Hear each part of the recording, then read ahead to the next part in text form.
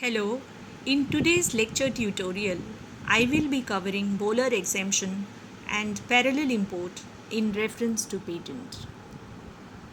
Patent is an exclusive right granted to patentee for a term of 20 years to use, sell, offer to sell, make, distribute, import or export a patented invention. These rights cannot be enjoyed by a third party without the consent of the patentee or his licensee, as the case may be.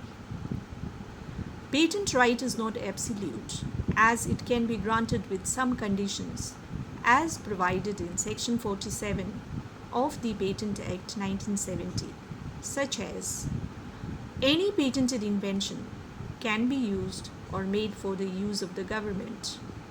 Any patented invention can be used or made for the purpose of investigation and research and instruction to pupils. The government may import any patented drug for public health use for government dispensary or public institution. What is Bowler exemption? Bowler exemption is also called safe harbor provision in US, where it was inserted in the Hatch-Waxman Act as a federal law. It is also known as research exemption, whereby any patented invention can be used, made, sold, imported reasonably for development and submission of information required by law in India or in any other country which may be required for regulatory measures pertaining to such development and submission of information. Such act will not amount to infringement of patent. The Bowler exemption is contained in Section 107A, Subclause A of Patent Act. Only known case on this provision is Bayer versus Natco Pharma, wherein Bayer Corporation filed infringement suit against Natco Pharma for exporting Nexavar to China's Hisun Pharmaceutical Company to facilitate clinical studies for regulatory approval by the Chinese authorities. It may be mentioned that Natco Pharma had obtained compulsory license for production and distribution of cancer drug Nexavar.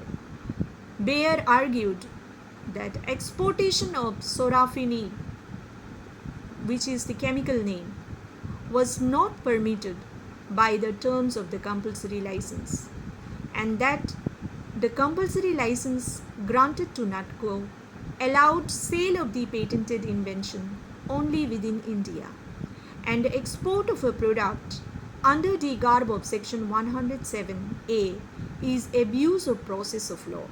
The Delhi High Court ruled that Indian generic drug makers have the fundamental right to make, sell, and export patented medicines for purposes of regulatory approval and clinical trials.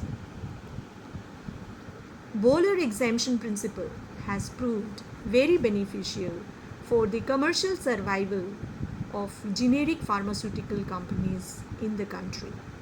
It paved the way for faster production of generic version of patented drugs even before the end of the patent period. By the time patent right expires, the generic medicine will be ready for launch in the market. Generic medicines are cheaper, affordable, and accessible, especially for poor and needy. It also enables the generic companies to do clinical trials of the generic version before it is out in the market. What is parallel import? An act of importing genuine patented products sold by a person authorized by law but not by patentee. The product is sold outside the market distribution chain of the patentee. TRIPS has not laid down any condition for parallel import or exhaustion principle. It has left it to the member countries to regulate on its own, as evident from Article 6 of TRIPS. Parallel import provision is contained in Section 107A, Subclause B. Exhaustion rule or doctrine of first sale is closely connected to parallel import in deciding the extent of exhaustion of IP owner's right over a patented product. What do we mean by doctrine of first sale? Doctrine of first sale means when the IP owner makes his first sale of the patented product in the market, he will exhaust his right to have any control on the patented product thereafter. The scope and extent of doctrine of first sale depends on the recognition of one of the following principles: national exhaustion principle, regional exhaustion principle, international exhaustion principle. What do we mean by national exhaustion principle? When a patented product is sold by the IP owner or by his consent in the domestic market, he cannot stop the further sale of that product by the buyer. The first sale made by the IP owner will exhaust his right with regard to that product. Regional exhaustion principle. Any sale of patented product made by patentee or by his consent in any of the market in a specific region, for instance, European Union market, will exhaust his right to control that product in any of the market in European Union. International exhaustion principle. Sale of a patented product by the owner of patent or by his consent anywhere will exhaust his right to control that product everywhere. Exhaustion principle becomes applicable in case of legally valid sale made by the patent holder. In parallel import, patented product is sold, supplied, exported, etc.